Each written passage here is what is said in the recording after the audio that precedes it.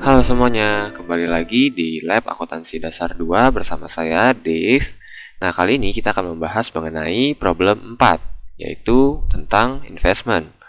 Di sini ada transaksi dari PT Timah, yaitu sebuah perusahaan yang telah berdiri sejak tahun 1990 dan bergerak dalam bidang perkembangan timah di Indonesia. PT Timah ini mempunyai investasi dalam bentuk saham dan surat utang atau biasa kita sebut obligasi. Nah, berikut merupakan data terkait investasi yang dimiliki oleh PT Timah per tanggal 31 Desember 2020. Nah, ini kita bisa lihat di tabel ini ada investasi-investasi yang dimiliki oleh PT Timah. Di sini ada investasi dari PT Baja, Tembaga, emas, dan lembarannya. Lalu di sini ada outstanding share-nya, lalu ada persentase kepemilikannya, cost dan share-nya, fair value-nya, dan kategorinya. Nah, di sini selain memiliki investasi saham, perusahaan PT Timah juga memiliki debt investment yang dibeli dari PT Perak sebanyak 5.000 lembar dengan total harga 30 juta.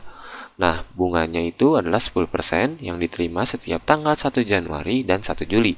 Nah, berarti ini debt investment-nya itu tipe semi-annual ya. Oke. Nah, sebelum kita ke jurnal pertama nih di tanggal 1 Januari, kita harus jurnal penyesuaian dulu ya. Jangan lupa. Karena apa? Karena di sini sudah diberikan data per tanggal 31 Desember untuk tahun yang kemarin, seperti itu. Jadi ini harus kita jurnal dulu. Jadi di sini yang pertama yang kita buat adalah jurnal tanggal 1 Januari, yaitu cash pada interest receivable. Fungsinya adalah untuk mencatat penerimaan bunga dari investasi obligasi kita yang ada di PT Perak, yaitu di sini dikatakan bahwa investasinya totalnya 30 juta dengan bunga 10% yang diterima semi-annually atau per semester. Oke, kita bisa langsung cari aja caranya gimana.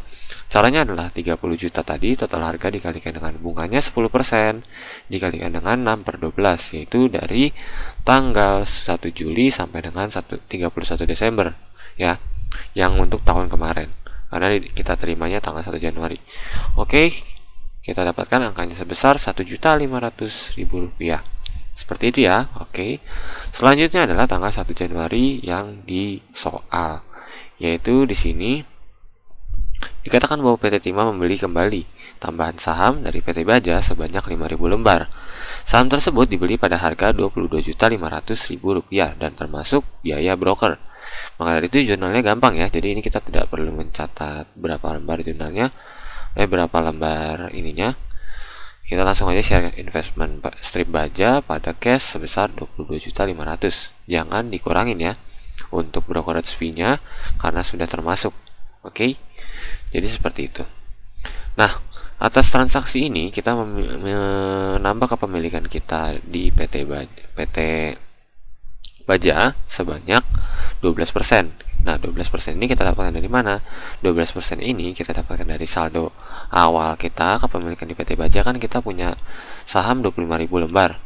25.000 lembar ditambah yang kita beli berapa nih di tanggal 1 Januari ada 5.000 lembar. Berarti 25.000 ditambah 5.000. Lalu kita bagi dengan jumlah saham beredarnya si PT Baja, yaitu outstanding share yang dikatakan di soal adalah 250.000 lembar. Makanya 25.000 ditambah 5.000 dibagi dengan outstanding share 250.000. Kita dapatkan kepemilikan kita di PT Baja menjadi 12%. Nah, kepemilikan kita totalnya adalah 30.000 lembar. Seperti itu ya untuk transaksi nomor 1. Oke, lanjut ke transaksi tanggal 12 Februari. 12 Februari, perusahaan membeli saham dari PT Permata sebanyak 45.000 lembar dengan harga 5.000 per lembarnya. Transaksi ini belum dikenakan biaya broker sebesar 250.000. Jumlah saham PT Permata yang beredar sebanyak 227.500 lembar. Maka dari itu jurnalnya masih sama, yaitu share investment dari Permata pada cash sebesar 225.250.000 rupiah. Kita dapat dari mana angka ini? Kita dapatkan dari yang tadi ya. Dia akan membeli saham dari PT Permata 45.000. Kita kali di sini masukkan 45.000 dikali dengan harganya 5.000 per lembarnya, yaitu jadi 45.000 dikali 5.000. Lalu dikatakan bahwa di sini ada belum termasuk biaya broker sebesar 250.000 rupiah. Maka dari itu 45.000 dikali 5.000 lembar ditambah dengan 250.000 untuk broker fee-nya. Kita dapatkan hasilnya sebesar 225 juta. Seperti itu ya. Oke, atas transaksi 12 Februari ini kita memperoleh kepemilikan atas saham PT Permata sebanyak 19,78%. Kita dapatkan dari mana? 19,78%. Kita dapatkan dari saham yang kita beli, yaitu 45.000 lembar, dibagi dengan share outstanding PT Permata, yaitu 227.500 lembar. Ya, kita dapatkanlah angka 19,78. Oke, lanjut ke tanggal 31 Mei. Di tanggal 31 Mei, perusahaan menjual 5% kepemilikan di PT Emas dan mengalami keuntungan sebesar 150 per lembarnya sebelum dikenakan biaya broker sebesar 25.000 rupiah per lembarnya. Oke, langsung aja jurnalnya. Kita bisa jurnal gain on sale-nya dulu. Jadi jurnalnya ada cash pada gain on sale dan share investment strip emas. Oke. Pertama kita bisa cari dulu angka gain on sale-nya dari mana? Dari 150 yang ada di soal keuntungannya. Ya, di sini keuntungannya 150 dikalikan dengan jumlah lembar saham yang kita jual. Nah, jumlah lembar saham yang kita jual harus kita cari dulu ya. Cara mencarinya adalah kita kali dengan 5% dikali dengan outstanding share-nya si PT Emas. PT Emas itu memiliki outstanding share sebanyak 400.000 lembar.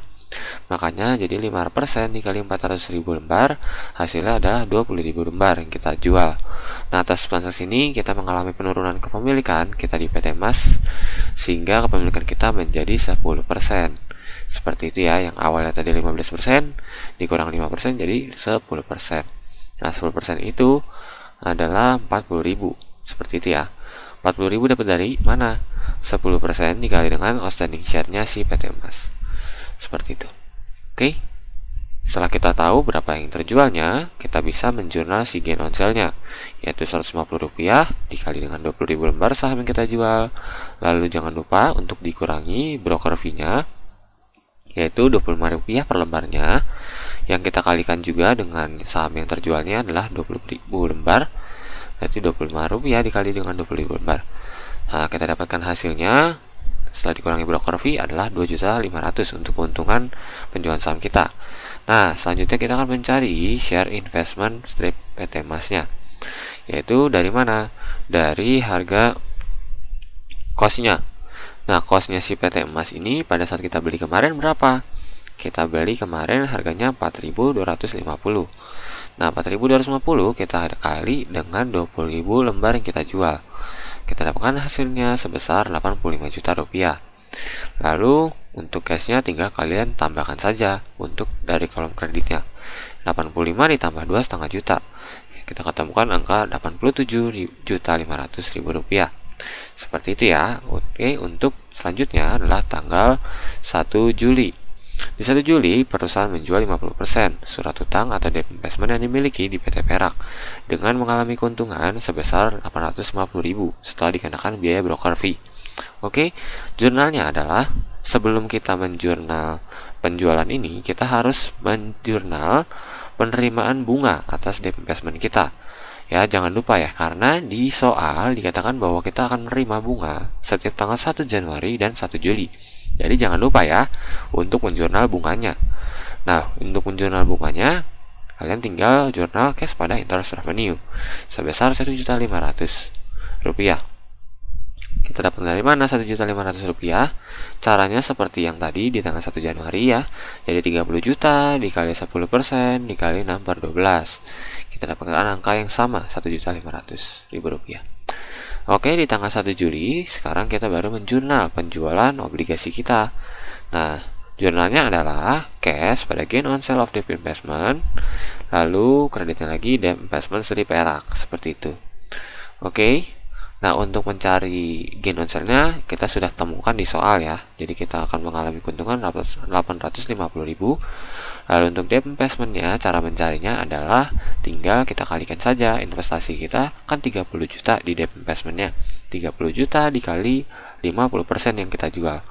Ya, berarti kita ketemukan angkanya untuk debt investment kita sebesar 15 juta. Untuk cash yang kita terima, kita tinggal tambahin saja keuntungan dengan debt investment yang kita jual sebesar 15.850.000 lembar. 15.850.000 rupiah. Oke, lalu selanjutnya adalah tanggal 22 Juli. 22 Juli, PT Tembaga mengumumkan pembagian dividen tunai kepada para pemegang saham sebesar 250 per lembarnya yang akan dicatat pada tanggal 11 Agustus dan didistribusikan tanggal 22 Agustus. Nah, jurnalnya adalah dividen receivable pada dividen revenue strip Tembaga karena ini baru mengumumkan. Ya, jadi jurnal pengumuman adalah dividen receivable pada dividen revenue strip Tembaga. Nah, lalu untuk angkanya 9 juta dapat dari mana? 9 juta kita dapatkan dari 250 per lembarnya, dikatakan di soal dividennya. Kita kali dengan jumlah kepemilikan kita di PT Tembaga berapa sih, berapa lembar. Nah, karena di sini PT Tembaga kita belum berubah, kepemilikan kita di PT Tembaga belum berubah, kita bisa ambil di saldo awal. Nah, di saldo awal, lembar PT Tembaga yang kita miliki itu ada 36.000 lembar saham. Ya, ada 36.000 lembar saham yang kita miliki di PT Tembaga, makanya kita tinggal kalikan aja. Dividennya Rp250 dikali dengan 36.000 lembar. Kita temukan hasilnya 9 juta rupiah. Seperti itu ya untuk tanggal 22 Juli. Nah, setelah kita menjurnal tanggal 22 Juli, jangan lupa kita harus menjurnal tanggal 11 dan tanggal 22 Agustus. Nah, di tanggal 11 Agustus kita ada apa? Kita ada pencatatan dividen tunai. Nah, perlu kalian ingat untuk pencatatan dividen tunai kita adalah no entry. Jadi tidak usah di jurnal ya untuk recording. Oke. Nah, untuk tanggal 22 kita ada pendistribusian dividen tunai. Nah, makanya ini harus di jurnal ya. Untuk distribusi kita harus jurnal, yaitu jurnalnya adalah cash pada dividen receivable sebesar 9 juta rupiah. Sebesar yang tadi ya, yang dari tanggal 22 Juli. Kita ambil aja angkanya dari situ. Oke, selanjutnya adalah tanggal 11 November, di mana perusahaan menambah kepemilikan di PT Tembaga dengan membeli 150 lot saham. Biaya yang dikeluarkan PT Timah adalah 90 juta. Nah, ini sudah termasuk ya untuk brokerage fee-nya. Nah, dikatakan bahwa satu lot sama dengan 100 lembar saham. Maka dari itu, untuk jurnalnya adalah seperti biasa, yaitu share investment strip Tembaga pada cash sebesar 90 juta. Nah, karena di sini kan dikatakan sudah termasuk brokerage fee, jadi kita tidak perlu ngurangin lagi. Jadi masukkan saja 90 jutanya ke soal. Nah, untuk atas transaksi ini kita memperoleh kepemilikan lagi di PT Tembaga sebesar 17%. Ya. Bukan sebesar 17%, tapi kita mengalami pertambahan ini ya, penambahan kepemilikan. Dari 12% sekarang menjadi 17%. Dari mana? Berarti kan karena kita ini ya, kita ada beli 5%. 5%-nya itu adalah dari ini ya, yang 150 lot dikali dengan 100 lembar saham. Kita dapatkan kepemilikan kita adalah 15.000 lembar di tanggal 11 November. Nah, ditambahkan dengan yang awalnya. Awalnya kita punya 36.000 lembar. 36.000 lembar kita tambah dengan 15.000, sehingga kepemilikan kita sekarang di PT Tembaga adalah 51.000 lembar saham. Nah, kalau jika dipersentasekan adalah 17%. Oke, kita dapatkan dari mana? 51.000 dibagi dengan jumlah outstanding share-nya si PT Tembaga adalah 300.000 lembar saham. Ya, dari situ. Oke, untuk tanggal 11 November. Selanjutnya adalah tanggal 23 November. Di tanggal 23 November, perusahaan membeli 6% saham beredar di PT Permata dengan harga 5.250 per lembarnya dan membayar biaya brokernya sebesar Rp50 per lembarnya. Di sini dikatakan bahwa belum termasuk ya, berarti nanti harus kita kurang atau harus kita tambahkan kalau misalnya kita membeli. Oke, berarti jurnalnya adalah share investment strip Permata pada cash sebesar 72 juta. Kita dapatkan dari mana? Pertama kita harus mencari dulu ya berapa lembar yang kita beli. Nah, berapa lembar yang kita beli yaitu adalah 6%. 6% dari 227.500 lembar. 227 ini dapat dari mana? Kan dikatakan bahwa yang kita beli adalah PT Permata. Kita lihat PT Permata itu punya saham beredarnya berapa sih? Saham beredarnya ada di tanggal 12 Februari, yaitu 227.500 lembar. Oke, kita kali 6% dikali 227, hasilnya adalah 13.650 lembar. Nah, atas transaksi ini kita memperoleh kepemilikan total kita jadi menjadi 25% ya, 25%,78. Seperti itu, 25,78 ini kita dapatkan dari mana? Kita dapatkan dari kepemilikan awal kita ditambah dengan kepemilikan yang kita beli. Ya. Dari 45.000 kita beli di tanggal 12 Februari, terus kita beli lagi 13.650 sehingga ketemu total kepemilikan kita di PT Permata adalah 58.000. Lalu untuk mencari persentasenya tinggal kalian bagi aja. 58.650 dibagi dengan 227.500, yaitu ini saham beredarnya si PT Permata. Oke, untuk angkanya kita langsung aja, jadi 13.650 dikali dengan harga belinya 5.250 ditambah dengan broker fee-nya karena belum termasuk, jadi broker fee-nya adalah Rp50, kita kali 13.650 dikali dengan Rp50 per lembarnya. Sekitar kita dapatkan hasilnya Rp72.345.000. Oke, selanjutnya adalah tanggal 31 Desember, di mana perusahaan PT Timah Berinvestasi mengumumkan dividen dan keuntungan yang akan dibagi kepada para pemegang saham. Berikut ini merupakan datanya per tanggal 31 Desember 2021 ya. Oke. Pertama-tama adalah kita harus menjurnal untuk penerimaan bunga dari investasi obligasi kita yang ada di PT ini ya, yang ada di PT Perak. Yang ada di PT Perak itu adalah 30 juta. Namun sudah kita jual setengahnya. Jangan lupa, sudah kita jual setengahnya berarti ini harus kita kurangin. Cara mencarinya adalah tinggal kita kaliin aja nih. Kan tadinya kita dapat 30 juta nih, 1.500.000 kan dari 30 juta itu. Nah, kalau kita jual 50%-nya ya udah tinggal kita kali aja 1.500.000 dikali 50%. Berarti bunga yang kita terima di tanggal 31 Desember adalah Rp750.000. Jurnal adalah interest receivable pada interest revenue. Karena kita menerima bunga tapi bunganya jatuh temponya itu tanggal 1 Januari, berarti kita menjurnalnya bukan pada cash ya. Jadi jangan kalian debitkan akun cash.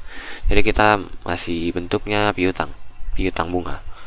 Oke, namun pendapatannya sudah bisa kita akui sebagai interest revenue. Nah, selanjutnya adalah jurnal penyesuaian. Di sini sebelum kita membuat jurnal penyesuaian, kita perlu membuat tabel dulu ya. Bebas sih, terserah kalian boleh bikin tabel supaya nanti pada saat menjurnal kalian juga lebih mudah untuk mengambil angkanya. Oke, yang pertama kita menghitung dulu untuk PT Baja. Dikatakan bahwa di sini ada rincian dividennya. Jadi PT Baja itu membagikan dividen 175 juta, PT Tembaga 225 juta, PT Emas 150 juta, PT Permata 325 juta. Nah, di sini kita ada juga masing-masing perusahaan ini dia mengalami income atau mendapatkan keuntungan. Namun di sini perlu diketahui bahwa yang kita klasifikasikan sebagai cost itu tidak perlu membuat jurnal penyesuaian net income. Jadi makanya di sini saya kuningin tabelnya. Kenapa? Karena di sini yang saya kuningin adalah investasi saham yang menggunakan cost method. Makanya kita tidak perlu menjurnal net income-nya supaya kalian lebih paham dan lebih fokus. Oke, untuk kepemilikan saham kita terakhir adalah untuk PT Baja 30.000 lembar. Kita dapatkan di tanggal 1 Januari ya, ada terakhir 30.000 lembar. Lalu untuk PT Tembaga itu terakhir adalah 51.000 lembar. Lalu untuk PT Emas itu terakhir adalah 40.000 lembar. Nah, untuk PT Permata terakhir adalah 58.650 lembar. Oke, sudah kita dapatkan kepemilikan kita yang terakhir per tanggal 31 Desember. Lalu kita cari berapa sih fair value kita sekarang. Nah, caranya mencari adalah kita kalikan dengan fair value per share yang ada di tabel yang ada di soal ini ya, yaitu 5.150 dikali dengan 30.000 lembar, hasilnya 154.500. Lalu yang selanjutnya adalah 5.200 per lembar dikali 51.000 lembar, kita ketemukan hasilnya 265 juta. Lalu untuk yang selanjutnya 40.000 lembar kali 4.500 harga pasarnya 180 juta. Oke, langsung aja PT Permata juga sama, 450 dikali dengan 58.650 lembar. Nah, setelah kita dapatkan semua fair value-nya, kita bisa mencari cost-nya. Cara mencari cost per share-nya gimana? Ini salah ya, bukan cost per share tapi cost secara keseluruhan. Oke. Nah, berarti untuk kosnya si PT Baja itu tadi kita dapatkan dari mana? Dapatkan dari saldo awalnya. Saldo awalnya itu kita dapatkan dari 5.000 kosnya. 5.000 dikali 25.000 lembar, ya. Oh, salah, dari fair value ya, sorry. Fair value ini akan menjadi cost kita di periode selanjutnya. Ya, seperti itu. Jadi di akhir periode fair value ini akan menjadi cost kita. Ya. Namun kebetulan ini sama, jadi kita menggunakan fair value jika ada perbedaan. Seperti itu ya. Oke. Langsung aja. Berarti 5.000 dikali 25.000 lembar ditambah dengan yang ada di transaksi. Kita ada penambahan investasi sebesar 20.500.000. Kita dapatkan totalnya adalah investasi kita di PT Baja 147.500.000. Lalu selanjutnya ada kita penambahan lagi di PT Tembaga. Kita kosnya itu adalah 5.250 dikali dengan 36.000 lembar. Lalu kita tambahkan yang ada di transaksi. Kita ada penambahan investasi sebesar 90 juta. Kita dapatkan hasil 279 juta. Lalu di sini kita ada PT Emas lagi 4.250. Dari mana? Dari efisien ini kita kali dengan 60.000. Kita kali dengan 60.000, lalu kita kurangi dengan yang ada di transaksi karena kita menjual ya. Kalau kita jual investasinya ya berkurang kan pastinya. Nah, di sini kita ada berkurang sebesar 85 juta. Nah, hasilnya 170 juta seperti itu. Nah, selanjutnya untuk yang PT Permata kalian tinggal ambil aja karena kita ini sahamnya baru beli di tahun ini. Dari 12 Februari kita ada beli 225 juta. Lalu kita ada beli lagi 72 juta. Nah, kalian tinggal tambahin aja deh jadi costnya seperti itu. Oke. Lalu jangan lupa untuk kita kategorikan di sini untuk PT Baja kepemilikannya itu adalah 12%. Karena 12% dia di bawah 20%, jadi dia masuknya ke cost. Lalu di sini 17% untuk PT Tembaga kita dapatkan dari ini ya, perhitungan-perhitungan yang sebelumnya. 17%, makanya dia juga masuk ke cost di bawah 20. Ini juga di bawah 20 masuknya ke cost, dan kategorinya di sini itu udah dikasih tahu ya bahwa ada non trading, dan trading. Jadi kita tinggal tambahin aja di sini kategorinya. Nah, lalu untuk yang PT Permata, kenapa nggak ada kategorinya non trading atau trading? Karena seperti yang sudah seperti yang ada di video teori sebelumnya dikatakan bahwa kalau misalkan sudah di atas 20% atau masuk equity method, kita tidak ada penggolongan trading dan non trading lagi ya. Jadi kita sudah kalau udah equity method, jadi kita tidak usah pakai trading dan trading lagi seperti itu. Jadi di sini kategorinya tidak ada. Oke, saya kuningin. Nah, lalu di sini ada PT Perak. PT Perak itu bukan saham ya, tapi dia debt investment. Jadi dia masih tersisa sebesar 15 juta.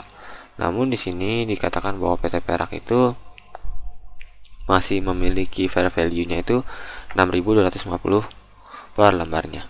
Makanya tinggal kita kali dengan per lembarnya. Lembar yang tersisa ada berapa? Tadi kita punya lembar 5.000 nih, 5.000 lembar obligasi. Nah, kita jual 50%-nya. Ya udah, berarti kita sisa 2.500. 2.500 lembar kita kali dengan 6.250 harga pasarnya si PT Perak. Seperti itu. Kita temukan hasilnya 15.625.000 rupiah. Oke. Untuk kategorinya ini trading dari mana? Di sini dikatakan bahwa di soal PT Perak itu debt investment-nya tipe trading ya. Bukan hard for collection atau satu lagi yang hard to maturity. Oke. Nah, langsung aja ke jurnal penyesuaiannya. Yang pertama adalah untuk mencatat dividen dari PT Emas. Untuk mencatat dari dividen PT Emas itu adalah cash pada dividen revenue dari PT Emas sebesar 15 juta. Dapat dari mana 15 jutanya? Kita dapatkan dari yang ada di soal. Ya. Di sini dikatakan bahwa kita memiliki kepemilikannya 10%. 10% kita kali dengan 150 juta dividennya. Jadi 150 juta ini bukan semuanya kita terima ya. Jadi ini keseluruhan dividen yang dibagikan PT Emas. Nah, karena kita cuma punya 10%, ya udah berarti kita kaliin aja 150 juta yang dibagiin, kita dapetnya cuma 10%-nya aja. Sehingga angka hasilnya adalah 15 juta. Ini mungkin salah ya. Agak salah, saya pindah sedikit biar kalian gak bingung. Oke, udah saya pindah. Selanjutnya dividen udah, mencatat dividen udah. Sekarang kita mau nyatat fair value adjustment-nya. Nyatat fair value adjustment-nya gimana? Nyatatnya adalah fair value adjustment strip trading, karena di trading ya. Di sini PT Emas itu kan saham trading. Pada unrealized gain or loss in strip income, karena dia trading maka strip income. Kalau di non trading berarti strip equity. Kayak gitu ya. Nah, kebetulan di sini fair value-nya si PT Emas itu lebih besar dari cost-nya, makanya kita mengalami keuntungan. Kan dia naik harga pasarnya. Ya, tadinya kita beli 170 jadi 140 juta. Oke, kita mengalami keuntungan fair value ini sebesar 10 juta. Dari mana? 180 dikurangi dengan 170 juta cost-nya. Ya, EV lebih besar dari cost, maka kita mengalami unrealized gain. Ya. Oke, seperti itu. Lalu selanjutnya adalah jurnal untuk cost trading. Nah, pertama kita mencatat dulu dividennya. Mencatat dividennya kan karena di sini non tradingnya ada 2, maka kita jadikan satu aja pencatatannya, yaitu ada PT Baja dan PT Tembaga. Nah, untuk PT Baja itu dividennya adalah 12%. Kita kepemilikan kita 12%. Dividennya dibagian 175 juta.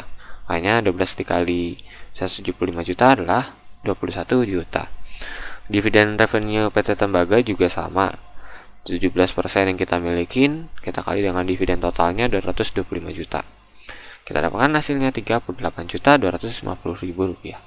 Nah, lalu untuk cashnya yaitu adalah sesuai dengan total dividen yang kita terima, yaitu 59.250.000 rupiah. Selanjutnya adalah 31 Desember untuk mencatat fair value-nya. Nah, untuk mencatat fair value-nya kita juga jadikan satu. Nah, kita hitung dulu nih berapa sih perubahan fair value-nya PT Baja dan PT Tembaga di tanggal 31 Desember ini. Ya, kita catat adalah 154.500 ini kita selisihkan 147.500 untuk PT Baja, sehingga ada selisih sebesar 7 juta. Ini gain karena EV-nya lebih gede. Lalu untuk PT Tembaga itu kita selisihkan 265 dikurang 279 juta. Di sini EV-nya lebih kecil. EV-nya lebih kecil berarti kita ada rugi sebesar 13.800 dapatkan dari selisihnya ya. Oke. Lalu kita totalkan nih. Kita totalkan PT Baja tadi plus 7 juta, PT Tembaga minus 13.800. Kita dapatkan angka bersihnya adalah minus 6,8 juta. Ya. Nah, jadi kalau minus berarti kita mengalami unrealized loss. Nah, karena unrealized loss, kita taruh akun UHGL-nya atau unrealized gain or loss-nya di sebelah debit ya. Oke. Berarti jurnal unrealized gain or loss strip equity karena ini non trading pada fair value adjustment strip non trading karena ini non trading sebesar 6,8 juta, seperti itu ya. Selanjutnya adalah untuk saham yang equity. Nah, untuk saham equity di sini kita jurnalnya adalah untuk dividen. Jangan lupa untuk equity itu agak berbeda. Jadi kalau misalkan dividen di trading, dividen di cost itu cash pada dividen revenue. Tapi kalau untuk equity cash pada share investment ya, bukan dividen revenue lagi. Jadi share investment kita langsung menambahkan nilai investasinya, seperti itu. Nah, untuk angkanya diperolehnya juga masih sama. Dari mana? Dari 25% kepemilikan kita di PT Permata dikalikan dengan jumlah dividen yang dibagikan si PT Permata, yaitu 325 juta. Hasilnya adalah 83.785.714 rupiah. Oke, selanjutnya tanggal 31 Desember lagi untuk mencatat jangan dicatat fair value-nya lagi, karena untuk equity kita tidak perlu mencatat penyesuaian fair value. Jadi kita mencatat pembagian net income-nya. Ya, jadi kebalikannya. Kalau si cost dia nyatat fair value, kalau equity dia nggak nyatat fair value tapi dia nyatat net income-nya. Nah, begitu juga cost dia nggak nyatat net income-nya. nggak seperti equity. Jadi di situ perbedaannya. Maka dari itu jurnalnya ya ada untuk pembagian net income adalah share investment Strip Permata pada revenue from share investment. Ya, ini untuk pembagian net income. Jurnalnya angkanya kita dapatkan dari mana? Yaitu yang persentase kepemilikan kita dikalikan dengan net income yang dibagikan yang diterima oleh si PT Permata. Ya. 750 juta dikali 25%, hasilnya adalah 193.351.648 rupiah. Seperti itu. Oke, yang terakhir adalah debt investment. Untuk debt investment kita menjurnal fair value-nya aja. Perubahan fair value-nya berapa sih? Nah, perubahan fair value-nya kita dapatkan dari mana? Dapat dari 15.625 kita kurangi dengan 15 juta. Selisihnya adalah 625.000 rupiah. Nah, selisihnya ini kita masukkan ke akun fair value adjustment. Tidak ada strip trading atau non tradingnya. Jadi fair value adjustment aja pada unrealized gain or loss strip income. Seperti itu ya. Oke. Angkanya 625.000 rupiah. Oke. Nah, selesai untuk pembahasan problem 4 kita kali ini. Untuk kurang lebihnya mohon maaf. Jika ada yang ingin ditanyakan, boleh kalian tanyakan di Meet Now ya, atau di chat. Terima kasih.